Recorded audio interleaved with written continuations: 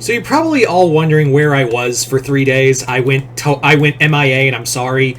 My family had a cruise plan that I did not want to go to, but I went, and I'm now back as of this recording. This is my first day back on YouTube. I'm sorry for for being out. It was not my decision. I did not want to go, but it's kind of a metaphor for life. Some things we just got to do. And, barrel through it, so, yeah. Anyway, yeah, so, let's talk about this. So this video, this fanfiction idea was actually voted on over on Patreon. As always, if you guys would like to have a Patreon request done, just hit the link below in the description, hit the 3rd tier, that'll allow you access to do so. But if you want to just enjoy, movie reviews, episode reviews, and other things, just hit the link below. Also check out polls and vote on them for videos for this. Just hit the link below, head on to my Patreon, hit the 1st tier, and that's more than enough to help out. Excuse me. But anyway, yeah. So this one won in the poll, and I was very excited that it did, because I was like, oh man, I've always wanted to do this one. As you can see, Avatar: The Last Airbender versus Mortal Kombat. So here we go. So the story is set after the events of Avatar: The Last Airbender. And what it is we're about 5 years after the 100 Years' War. Zuko's still rebranding the Fire Nation. You have Aang and Katara, getting on in their relationship. Everything's fine. There isn't really a major conflict at this point. That is, until Aang gets a message from Roku saying, hey, we need you in the spirit world today. You're needed. So Aang meditates and goes into the spirit world, where he's visited again by Roku, and he's kind of he's still on the fence about Roku after everything that happened in the events of The Promise. In that story, what happened, that comic was bad, but there was a kind of a falling out between him and Roku. But Aang still agreed to come along and visit and be like, hey, what's going on? Why did you need me? And Roku was just like, Aang, this is kind of important, and there's someone I need you to meet. That someone is actually Fire God Liu Kang. And Fire God Liu Kang is just I've heard much about you, Avatar Aang, and he bows to him. And Aang already senses oh, you're a monk like me. And he's in a sense, I am the god of fire and the protector of mankind. On my in my world. And he's in your world. He's yeah. He explains the multiverse and everything else, and basically says that your world is going to be part of a tournament soon, and you're gonna have to fight in it. So you need to gather your best warriors in order to do so. And they're okay, can we just... Aang's well, can't we just opt out? I don't... I'm not really a tournament kind of guy. Is there, a way I can just, opt out of the, of the whole thing? Would that be cool? And Liu Kang is I'm sorry, but that's just not how it's gonna work. See, and he goes, see, the last tournament we had, there was a problem regarding, there were a few little problems here and there, and those problems, he basically explains, the events of MK1, and essentially explains that, these tournaments are now meant to, protect the realms, and also, to also allow Liu Kang to find out any kind of threats to the to his timeline as well as their own. Not to mention, there's the matter of Shao Kahn, of General Shao as he's known, and Raiko, essentially also trying to gain support to become rulers of Outworld. So these tournaments are meant to keep that crisis from happening from the birth of Shao Kahn, basically. So Aang is alright, so what do I do? And he's gather your best warriors, and I will bring you to my, to my universe. So there's that. So yeah, Aang returns to, Aang returns to his universe, returns back from the spirit world, and he's okay, we're gonna need some help. So he's I already know the best warriors. I fought alongside them. This is not going to be, it's a non-issue, but I feel we need more. So, of course, he gathers together Katara, Sokka, Toph, Suki, Zuko, and Mei. Like, he brings them all together, and he's like, look, I need you guys to fight in this tournament because there's some serious shit going on, and it may affect our world. And they're like, and Sokka, even though he's still, like, not 100%, like, okay, he's still trying to, like, wrap his head around other universes, but he's like, hey, my world needs me. I know, like, I don't understand anything about other worlds, but I do know something about this world, and I intend to protect it. So, let's do it. But Aang is like, look, we still need a few more guys. Like, Liu Kang told me we need the best warriors. Like, we need, and you guys are the best of the best. But it wouldn't hurt to have, like, some extra help in this tournament. So they basically go out and look for other warriors, and they're like, yeah, we know a few people. Mei and Zuko recruit Ty Lee. Sokka goes to look for Master P and Dao. He brings him into the fold. Katara gets Paku to join, Master Paku to join. Toph is like, hey, Haru, get your ass in here. We're going. So Toph brings Haru.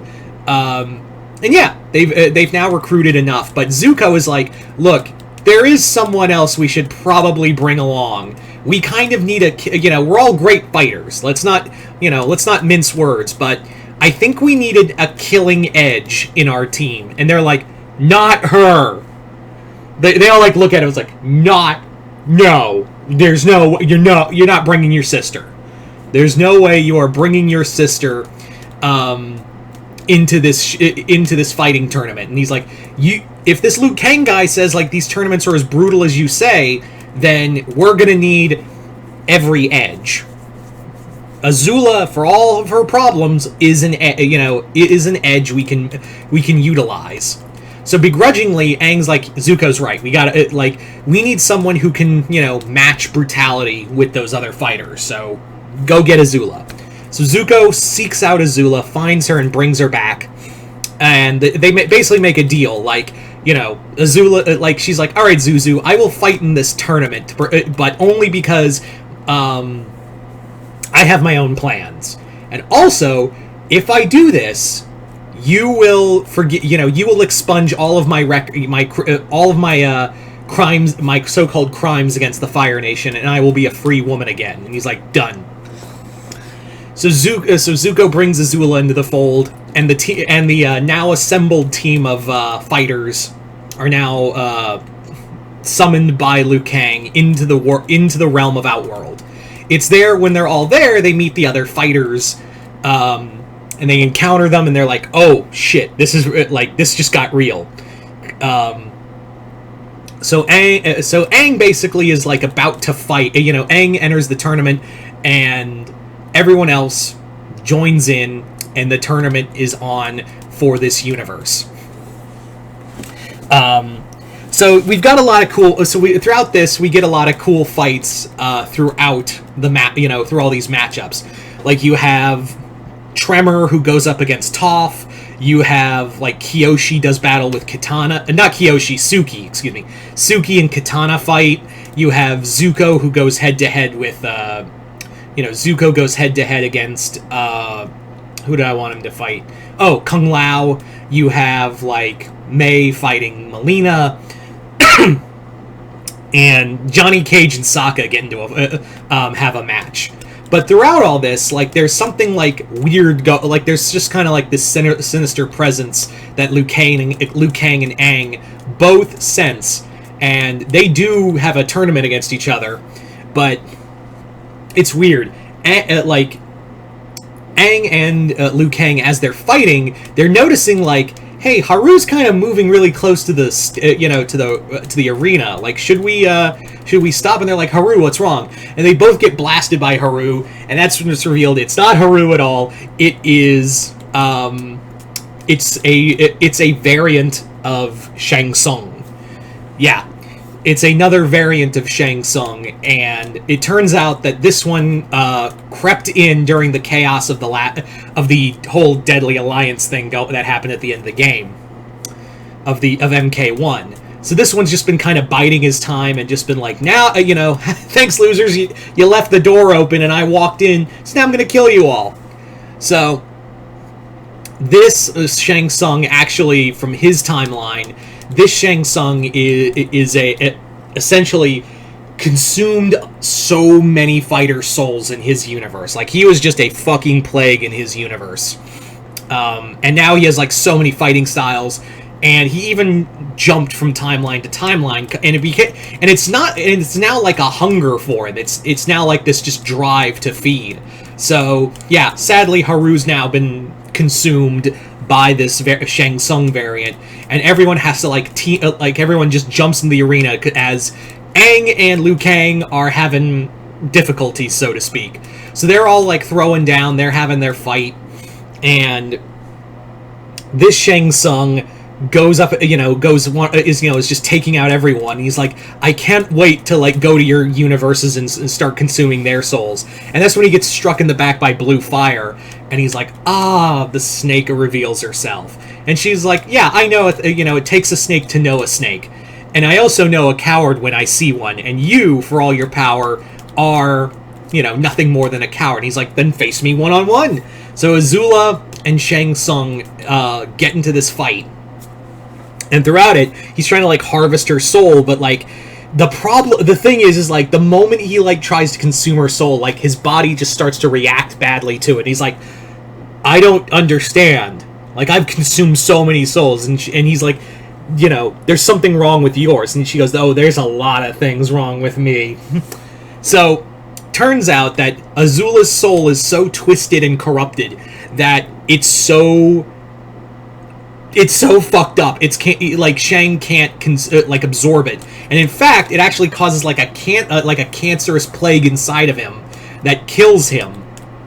So by the end of it, the souls are all reunited. Everyone's free. They go back. The souls are now free to do as they please, and Haru can now, sadly, even though he that Shang Tsung killed him, he can now go back to the afterlife. So by the end of it, Azula saved the day. So Zuko has to, like, begrudgingly, the tournament's over, so now he has to, like, begrudgingly allow Azula to have her way. And he expunges her record and whatnot.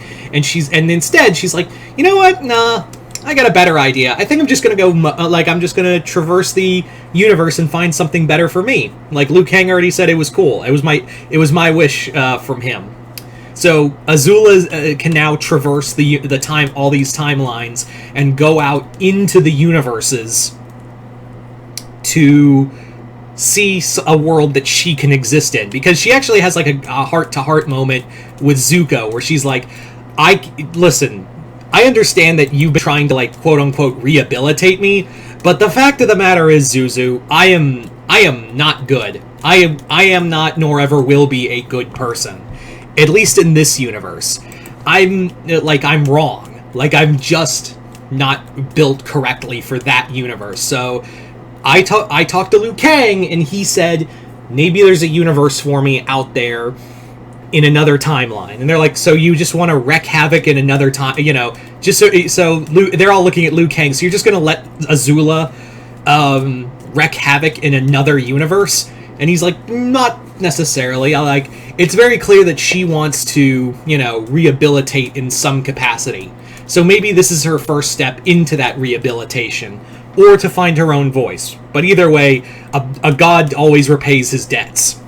So Liu Kang just opens a portal for her, and Azula goes through, unknown where her fate lies. But by the end of it, everyone else is just like, man, that was crazy. And now we know there's a whole, like, multiverse out there. Shit's gonna get wild. And Liu Kang is like, perhaps, but now it is good to know that my timeline has allies in another. So Aang and Liu Kang bow in respect of each other, part ways. That's the end of the story. So there you go, guys. That is Avatar Last Airbender, Mortal Kombat versus Avatar Last Airbender. I want to thank everyone who voted for this story. And yeah, you guys tell me in the comments below what you guys think of it. Comment below, let me know. Other than that, hope you all enjoyed this. I'm Mr. Multiverse. I'll see you next time in the Multiverse.